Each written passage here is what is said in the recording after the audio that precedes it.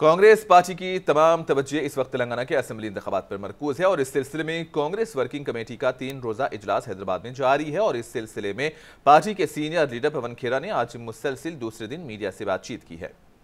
इसी दौरान पवन खेरा ने वुमेन्स रिजर्वेशन बिल पर बात की। इन्होंने कहा कि सबसे पहले 1990 में साबिक वजीर आजम राजीव गांधी ने लोकल बॉडीज इंतखाबात में खवातीन के लिए 33% रिजर्वेशन मख्तस किया था, जिसके बाद कांग्रेस की हुकूमतों ने मुसलसिल कोशिश की लोकसभा और राज्यसभा में खवातीन के लिए 33% रिजर्वेशन को पास करवाने की। और इन्होंने कहा कि मनमोहन सिंह हुकूमत के वक्त जब ये बिल आया तो वो आज भी राज्यसभा में मौजूद हैं। पवन खेरा ने कहा कि कांग्रेस वर्किंग कमेटी का मुतालबा है कि कल से शुरू होने वाले पार्लियामेंट के खुसूसी इजलास के दौरान विमेंस रिजर्वेशन बिल को पास किया जाए।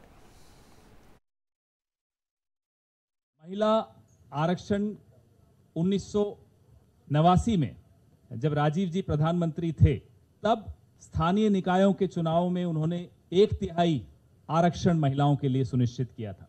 तत्पश्चात कांग्रेस की सरकारों ने लगातार प्रयास किया कि महिला आरक्षण का बिल पास हो, कानून बने, लोकसभा एवं विधानसभाओं के लिए भी 1/3 आरक्षण के लिए। अलग अलग सरकारों ने अलग अलग समय पर अपनी हैसियत के अनुसार उसको पास कराने की प्रयास किया।